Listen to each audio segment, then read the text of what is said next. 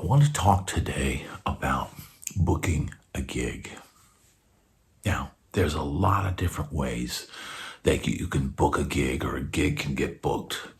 And sometimes, as a player, you'll have no hand in that whatsoever. If you're playing with a group and you're being booked by an agent, the agent generally handles the negotiation, how much money is being paid, how many players are on the gig, how many hours you're going to play, everything down to the, if it's a wedding or a corporate event, down to, what kind of meal will be provided and all of those details.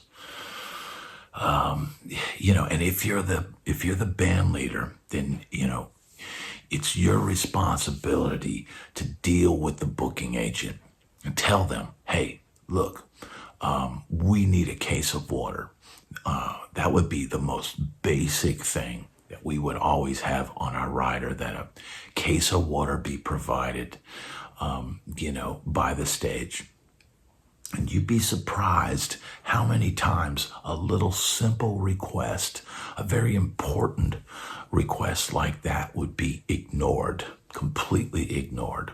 And I've had times where the band manager would have to, hey guys, they didn't get your water. I'm going to run to 7-Eleven and pick up a case of water for you guys. I mean, it's not really like the least thing they can do.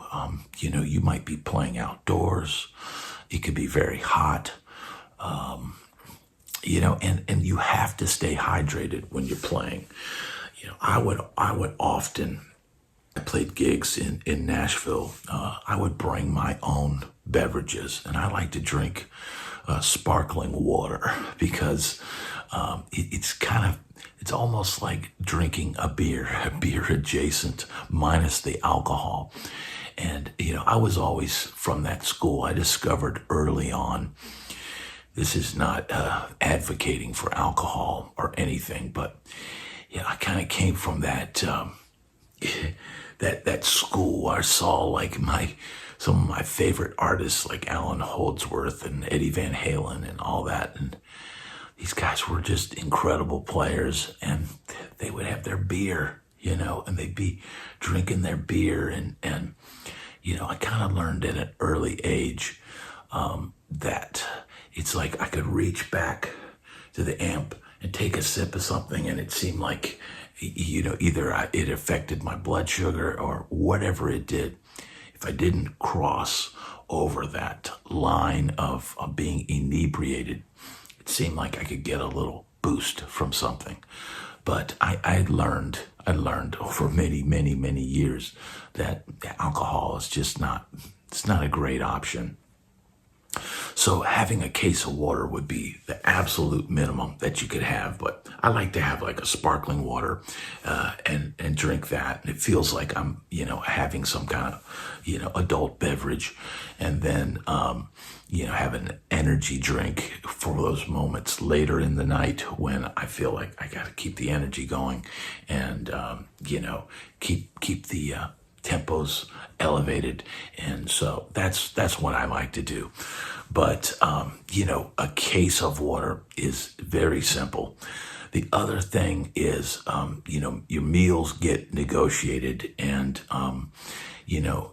I'm not one person that likes to eat a lot on gigs. I don't like to take the chance of eating something that's not going to work out well in the long run, if you know what I mean. So I would never take a big chance with food, especially, any kind of chicken. You gotta be careful with that. And seafood, I would never eat seafood before a gig. It's just not wise. But, some people have cast iron stomachs, and, the meal is very important to them. So, you have options, and sometimes it's what we call a bandwich, which would be like a brown bag lunch type thing, some kind of, ham or turkey sandwich or something, and an apple and a bottle of water or something. And that's generally, your band's not going to be real happy if that's the case. So the best band leaders that I worked for would always say, we eat exactly what the wedding party eats. So make sure that extra is made or provided for the band, and we need this meal in the green room before the show. And that's just simple things to take care of your band. But let's say you've got a website and you've built a reputation, and people know you're a good musician, and they go, hey, I've got an event coming up, a wedding, or I want to have, for my birthday party, I want you to come play my birthday party. What do you charge? Okay, this is very important.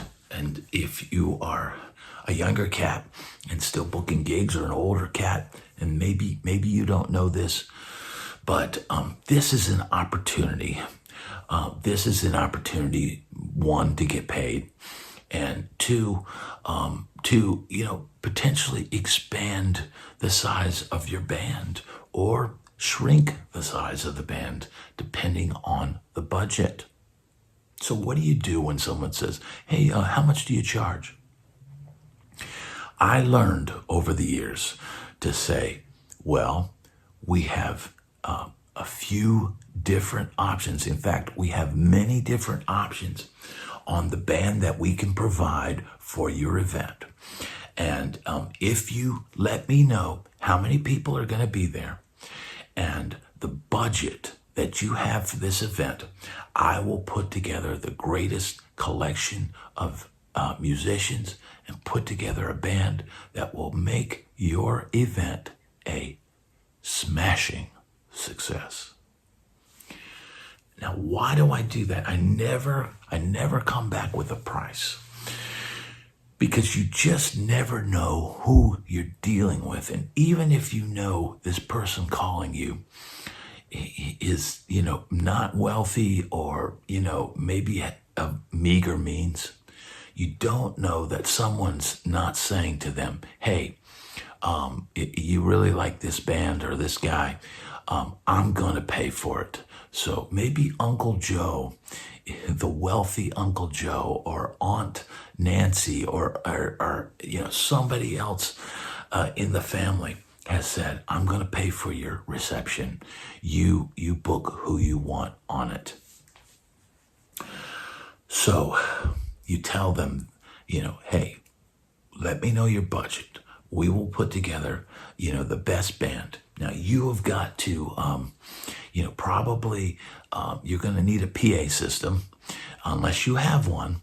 And if you have one, then that's just, you might need to hire somebody to run it. If it's a huge event and you're going to have to make announcements and play background music between sets and do all this stuff, you could do it yourself, but you could also have the budget to get some help, because that is a lot of work. Everybody knows loading in and out on gigs.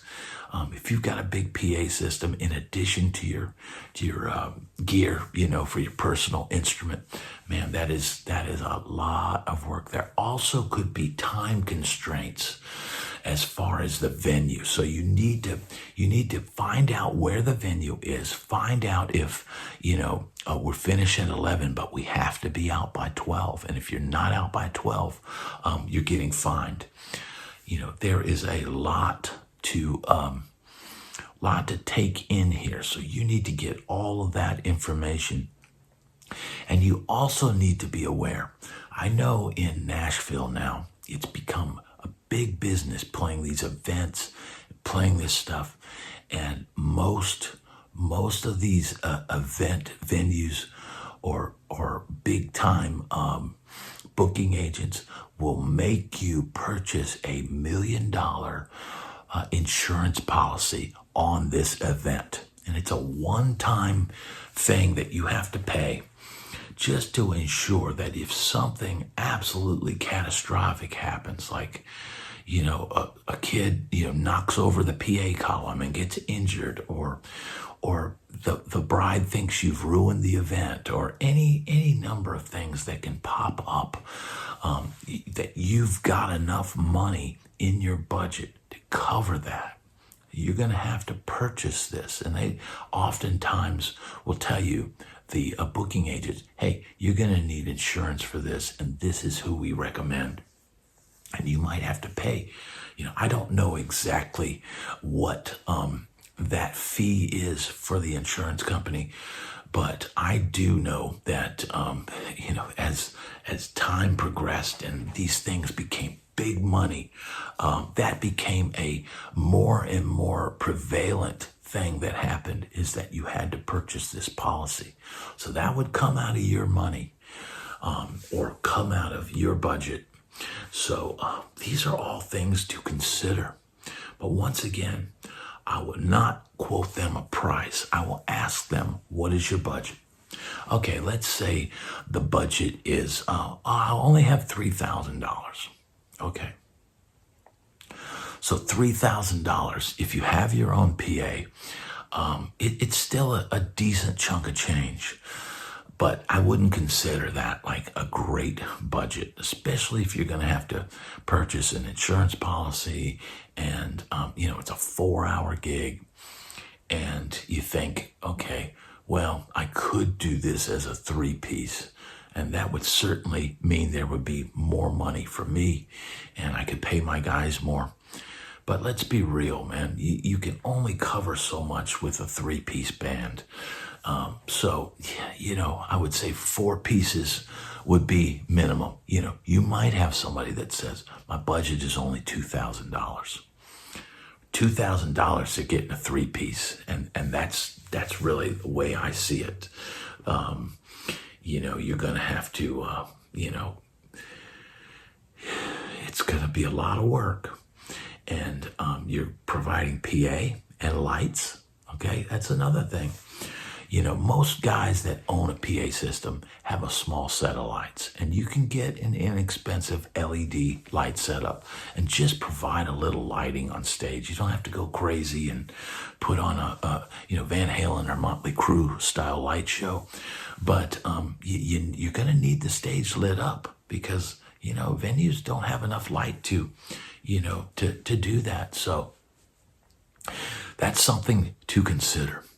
Now, let's say they come in and they say our budget is $4,000 or $5,000. That's a pretty good payday, and you should be able to put together a 4 or 5-piece band.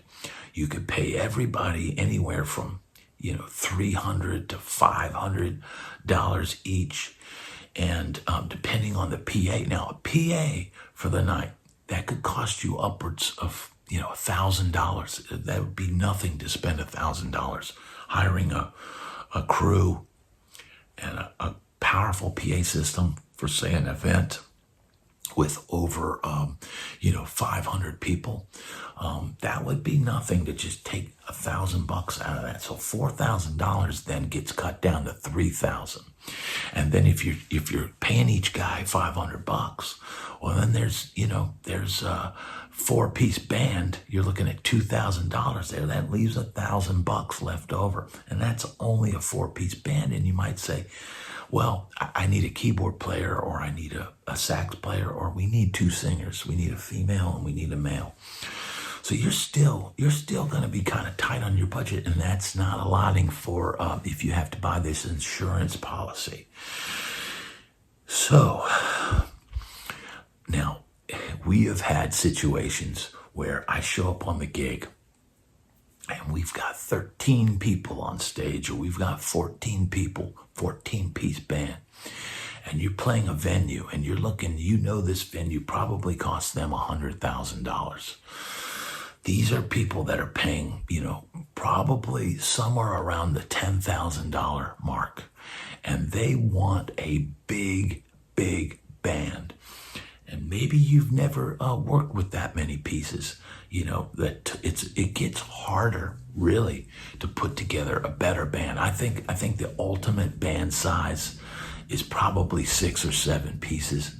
I feel like once you start getting over that, I mean, there's times where, man, we got to have 13 people on stage, and maybe there's not enough horn players available, or what. And so sometimes you have to say, hey, look, there's only 2 sax players and a trumpet player available. We don't have a trombone player, or what. You have to go back to the booking agent or whoever you booked it with, and say, hey, we would like to, instead of having 4 horns, we're going to add another lead singer, or we're going to add a utility player, or we're going to add another guitar player. And sometimes you need to approve that with them. But if, the budget is $10,000 and they tell you, we want a 10-piece band, once again, that's a good size budget, but it doesn't mean everybody's going to get $1,000. I mean, as band leader, I don't think it's wrong to make sure that you're getting paid, and you're getting paid more than everybody else. And I know some people might get angry at that thought, but man, dealing with wedding coordinators and brides and grooms and father of the bride and mother of the bride and all that can be a very taxing situation. And you could be dealing with multiple calls, long, detailed calls, long email exchanges, back and forth, negotiations of what you're going to do and what songs you're going to play. Then you've got to learn the songs, possibly send out charts. You've got to put together the day sheet, listing, okay, we get there at 12, load in, we do sound check, mandatory sound check at 2 o'clock. We have to be silent by 3 o'clock. So from 2 o'clock to 3 is the only chance you're going to get to run these special songs. Now, a lot of times special songs are some, song that is unique to the wedding party and unique to their event. And the band might have never played it before. So sometimes you can negotiate, hey, look, we could play this song, but it's not going to sound exactly like this artist, And so we would recommend, we'll play the track for the service. So that's something you can negotiate. If you don't have a high tenor male vocal in your band and you don't have a female singer and they want Journey Endlessly or something, you need to say, look, that is a great song, but we don't have anybody with that range. Can you please, would it be all right if we played that track for them to dance to, and it'll sound just like the record? Now, the other thing to note, and this may be just a Nashville thing, but these special songs that you're going to have to play, these days, overwhelmingly, it is recommended, and we tell the bridal party or the bride or whatever is that, look, we don't want to leave you hanging out there too long.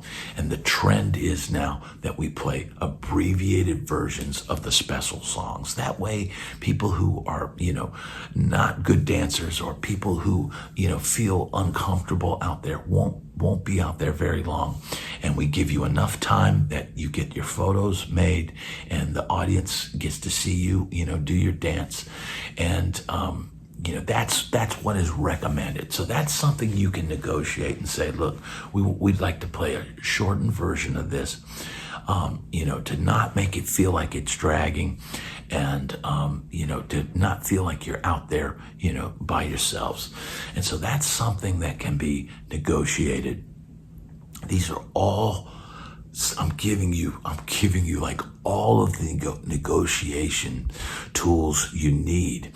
And, but then, okay, let's say, you got a call and you've hit, the lottery as far as, events go. And you never know. Somebody might call up and say, I've got a budget. And you say, well, what are you looking to spend? What is your budget for your music? And they come back and they say $20,000. I say, look, I can put together an incredible band, an incredible package for that price. And, let's just negotiate now how long you need us to play. And, we will put together a stellar event for you. This is going to be really great. And you don't even have to come back and say, well, 25,000. I mean, look, you've just hit what we call the lottery.